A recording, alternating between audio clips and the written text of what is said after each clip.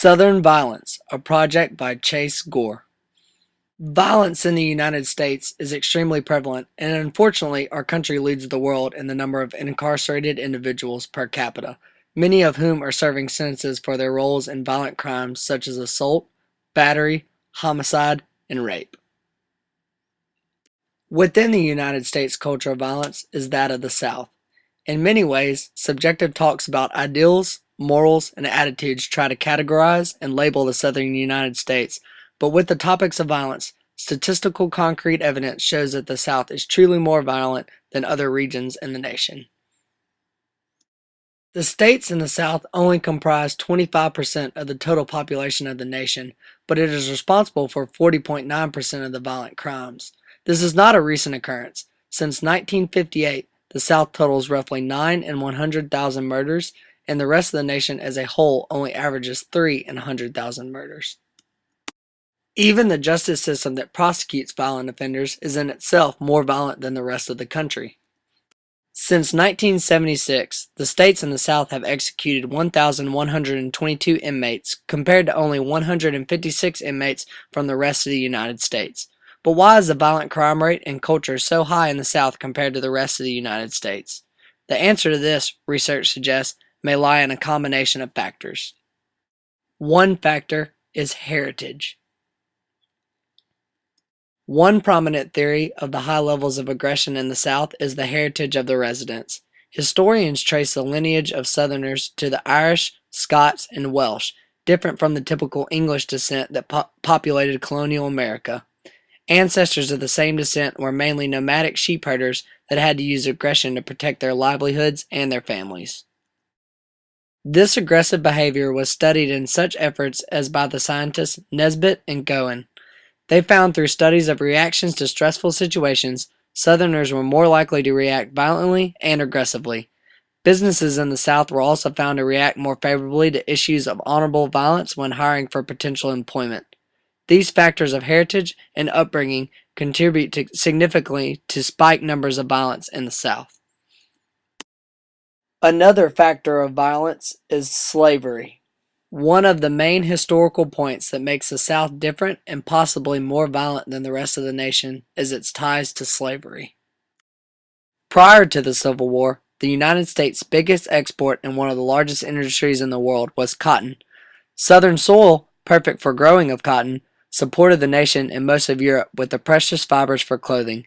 Slaves were needed in the South more than in the industrial North to pick the cotton from the fields, a massive labor force that allowed the South's economy to churn. With the invention of the cotton gin by Eli Whitney, more cotton could be gleaned per day, and the amount of cotton ready to export increased readily. This did not mean less slavery, however, as the cotton gin made the planting of more cotton increasingly profitable and more slaves necessary for its picking. On January 1st, 1863, with the Union victory over the Confederacy looming, President Abraham Lincoln signed the Emancipation Proclamation, effectively freeing the slaves of the South. This proclamation, however, did not immediately mean equality for persons of color. The action opened the door for several decades of civil rights struggles and countless instances of violence, as white Southerners tried desperately to hold on to social and economic superiority.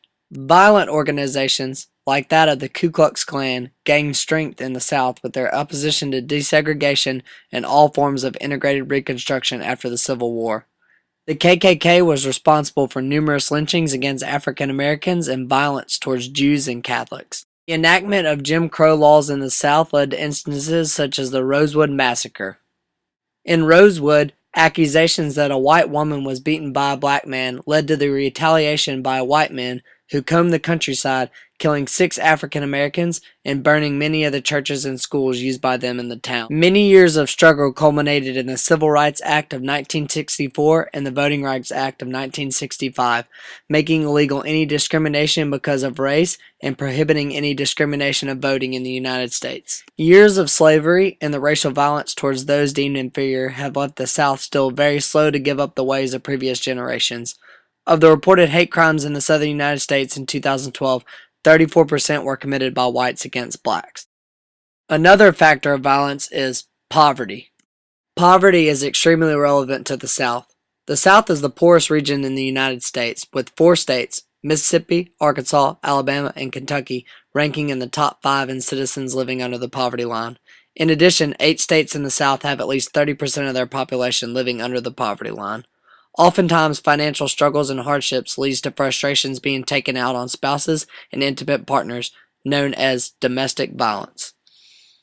Researchers have recently found that 14.6% of persons on welfare admitted to being physically abused domestically, and 30.6% admitted to verbal and emotional abuse domestically. So how do these convincing statistics correlate to the South? Silent Witness National Initiative reports that of the 12 states who had domestic homicide rates of more than 2 per 1 million, 7 of them were in the southern United States.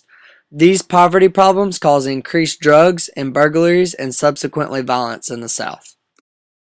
In conclusion, the South is inherently more violent than the rest of the nation, and these are due to internal factors such as slavery, heritage, and poverty.